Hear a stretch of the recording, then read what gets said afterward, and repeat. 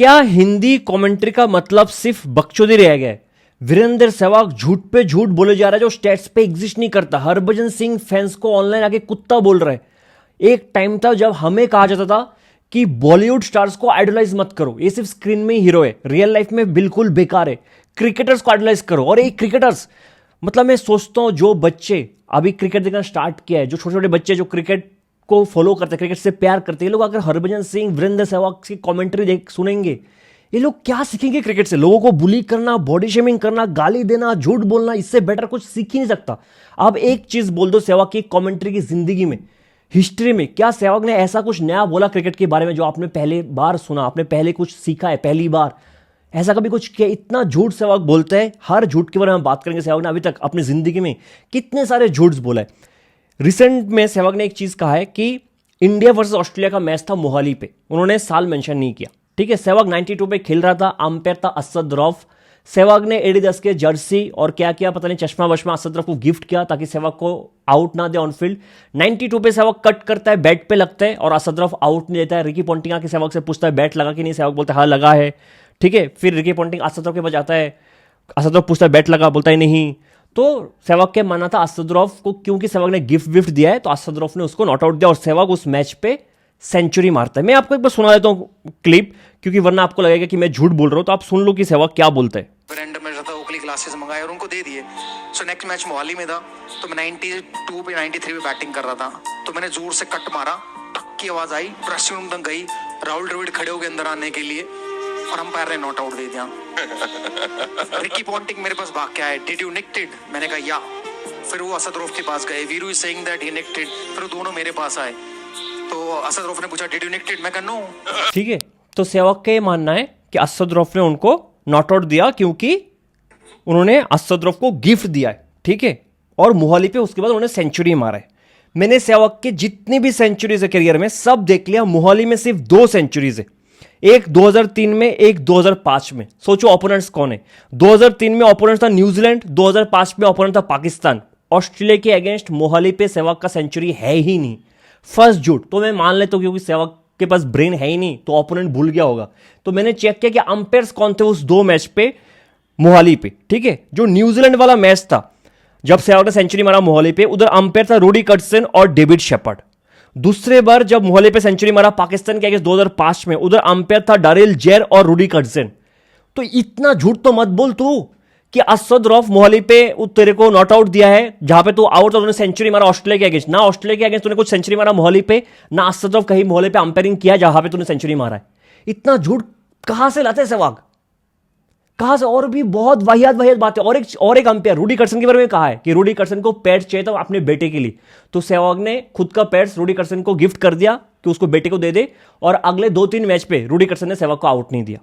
ठीक, और बात इधर ही खत्म नहीं होता। सहवाग और एक किस्सा सुनाता है मोनन बोरा के बारे में। क्या सहवाग का क्या हुआ ना, उसके बारे में कोई बात नहीं करता आज के दिन, पूरा इरिलेवेंट हो चुका है। कोई सहवाग को एज एन एग्जांपल मेंशन नहीं करता, कहीं पे बात है नहीं, हेडलाइन कोई बनता नहीं है, तो खुद ब खुद के पूजा करते हैं, खुद के गुणगान करते हैं। इतना सेल्फ बोस्टिंग नार्सिसिस्ट इंसान मैंने जिंदगी में नहीं देखा है। ठीक है, कहता है कि मनन बोरा के साथ वो ओपनिंग करता था पंजाब के लिए 2014 में। उधर मनन बोरा सहवाग के साथ कंपीट करता था कि मैं सहवाग से बेटर स्ट्राइक के साथ खेल के देखूंगा। तो सहवाग ने कहा कि तू मेरे साथ कंपीट मत कर, तुझसे नहीं होगा, तेरा काम है स्ट्राइक लेके मुझे देना, मारना मेरा काम है, तू मार नहीं पाएगा, हमेशा दूसरे को नीचे दिखाना। तो मैंने स्टेट्स चेक किया 2014 में, जहां पे मनन बोरा सहवाग के साथ पंजाब के लिए ओपनिंग करता था। मनन बोरा का एवरेज है 40, स्ट्राइक रेट है 139। सहवाग का एवरेज है 26, स्ट्राइक रेट 144। 5 का स्ट्राइक रेट ज्यादा है, जहां पे एवरेज 26 है, मनन बोरा का एवरेज है 40। कुछ तो शर्म कर, कुछ तो शर्म कर। और डिफरेंस देखो, 2015 में सहवाग का खुद का स्ट्राइक रेट है 118 का और एवरेज है 12 का। मनन बोरा सहवाग से बोल रहा है कि मैं तेरे साथ कंपीट करूंगा, हाँ, मनन बोरा को नीचे दिखा रहा है, जबकि मनन बोरा का स्टेट सहवाग से बेटर है। और इधर तक ही नहीं रुका, इधर तक ही सहवाग नहीं रुका। सहवाग के और एक चीज बोलता, वो पंजाब का कोच बना था। ठीक है, तो डेविड मिलर जब उन्होंने नया नया करियर स्टार्ट किया था, पंजाब के लिए खेल रहा था, तो डेविड मिलर आया सहवाग को पूछने के लिए, वो कोच है पंजाब का, कि मुझे स्पिन कैसे खेलना, मुझे स्पिन खेलना सिखाओ। सहवाग ने सिखाया नहीं। तू कोच है, तेरे को पैसा मिलता है सिखाने के लिए, तूने नहीं सिखाया। क्यों? क्योंकि फ्यूचर में साउथ अफ्रीका और इंडिया का सीरीज आने वाला था, तो भाई मैं तो पैट्रियट हूं, तू कोच है। आप सोचो, मैं बहुत चीज बोलता हूं बिना कोच होके भी। कल अगर नीतीश रेड्डी मॉर्नी मोर्गल को बोले कि मुझे बॉलिंग पे काम करना, मुझे बॉलिंग सिखाओ, और मॉर्नी मोर्गल यही सोचे कि नहीं साउथ अफ्रीका के साथ इंडिया का ओडीआई वर्ल्ड कप आने वाला है, मैं नहीं सिखाऊंगा नीतीश कुमार रेड्डी को। ऐसा हो सकता है क्या? आपको एज ए कोच हायर किया है बच्चे को सिखाने के लिए, ग्रूम करने के लिए, क्रिकेट को सिखाने के लिए। एक कहावत है ना कि नॉलेज बढ़ता है जब आप सिखाते हो, बांटते हो। राहुल द्रविड़ बिना पैसे का, बिना कुछ तारीफ सुने हुए, जब हेड इंस्टाग्राम नहीं था, केविन पीटरसन को क्रिकेट सिखाया, स्पिन के अगेंस्ट खेलना कैसा है। और Kevin Pietersen for ever grateful. Shai Hope का 2024 का मुझे एक इंटरव्यू आता था जहां पे उन्होंने कहा था कि मैंने महेंद्र सिंह धोनी को कॉल किया था कि मुझे ओडीआई में लंबा खेलना था और मैं कर नहीं पा रहा था, और मैंने धोनी से हेल्प मांगा, उन्होंने कॉल पे मेरे से लंबा बात की है। धोनी तो कोच भी नहीं, इतना बोल सकता था कि भाग इधर से, तू अपना काम कर। इतना घटिया इंसान मैंने अपने लाइफ में नहीं देखा। ठीक है, अब सहवाग सिर्फ इधर ही नहीं रुका है, बॉडी शेमिंग युजवेंद्र चहल को लकड़ी, डांसिंग पोल, मैचेस की तिल्ली, ये सब बोलता है। जब अश्विन अभी रिसेंटली डेब्यू करने आया कमेंट्री में, आते ही बोल दिया ये नया मुर्गी है। आप सोचो सुनील गावस्कर, रवि शास्त्री जब सहवाग कमेंट्री में आया पहली बार, वो ऐसा बोलता आ गया, ब्रेनलेस इंसान, तो कैसा लगता सहवाग को? कुछ क्रिकेट की बातें सहवाग करता ही नहीं है। विराट कोहली को पहले ही बोलता कि छमिया नाच रहे, छमिया से याद आया हरभजन सिंह। ठीक है, और एक इंसान जो मतलब पिछले 10 साल से इरिवेलेंट है और ढूंढ रहा है कहाँ कैसे रिलेवेंट रहूं मैं, कैसे मार्केट में रहूं।